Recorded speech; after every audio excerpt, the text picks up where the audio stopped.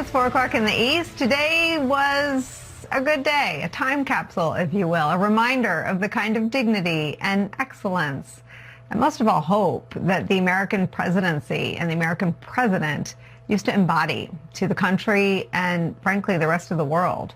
As former President Barack Obama, former First Lady Michelle Obama, all living former presidents with one notable exception, and too many celebrities to count, it looked like the Oscars, gathered to honor the opening of the Obama Presidential Center Museum in Chicago. The center will act now as a museum, an education and community center. It's a reflection of former President Obama's start as a community organizer, which, as one speaker said, is intended to serve as a, quote, hotbed of hope. The event featured musical performances from Jennifer Hudson and Bono and Bruce Springsteen and The Roots and Eddie Vedder and John Legend and Common. Legend and Common performed the song Glory from the 2014 movie Selma, a reference, of course, to President Obama's now legendary speech, the one he delivered on the 50th anniversary of the March on Selma, and a nod to the civil rights heroes who paved the way for the first black president in our country. It's a milestone that former First Lady Michelle Obama referenced in her very powerful, touching tribute to her husband. Watch some of that. To do it all as a first, and the higher standard that comes with all that. The claims that a U.S. senator and constitutional law expert wasn't qualified for the job. The lies about your birthright, your faith, your patriotism. The outrage when you stated the biological fact that if you'd had a son, that he too would be black. Yet, you were unflappable at every turn, always focused, always calm, always looking at the long view. How absurd it is to even imagine that you might have buckled under the pressure even once, lashed out in frustration, lost your temper.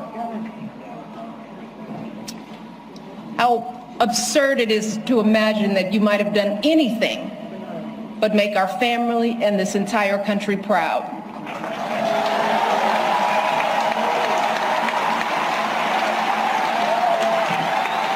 No, you were too busy.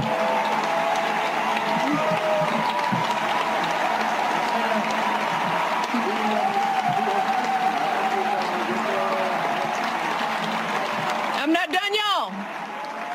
Not done. So much to say.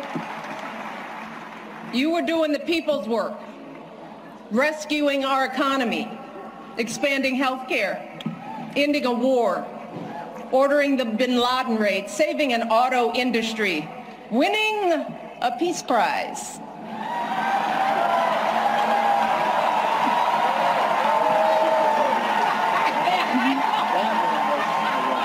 Keeping us safe from Ebola, regulating the banks, standing up for marriage equality,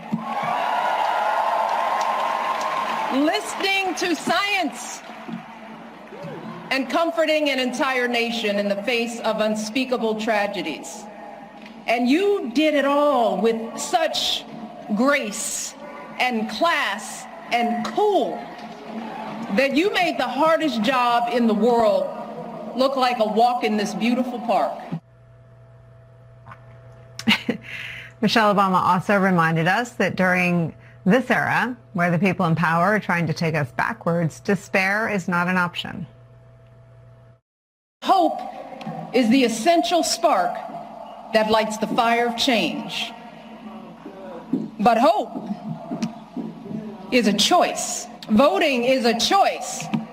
Being a decent human being is a choice. Believing that we still hold the power to build a country that reflects us all is a choice. The Obama Presidential Center is a living testament to the power of choice, y'all. The historic example that millions of you gave the world about what this imperfect democracy has strived for and achieved.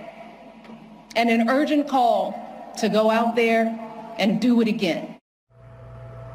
Now, that was a point echoed by her husband, the former president of the United States, Barack Obama, as he paid tribute to what makes us all Americans. The shared values that make democracy possible. A belief in the intrinsic dignity and worth of all people, and that no one is above the law or beneath its protection. A belief in checks and balances in our government and an accountability that comes with an independent judiciary and a robust free press.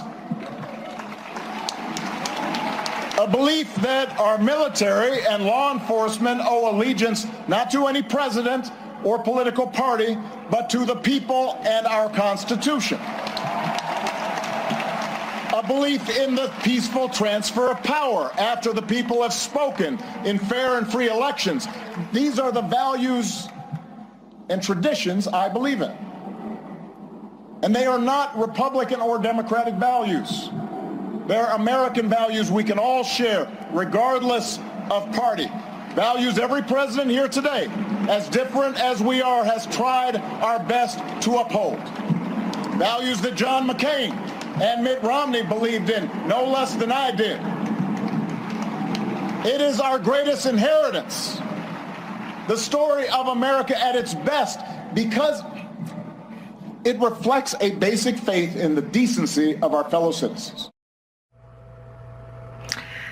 That message of hope and dedication to democracy during what feels like one of America's darkest chapters is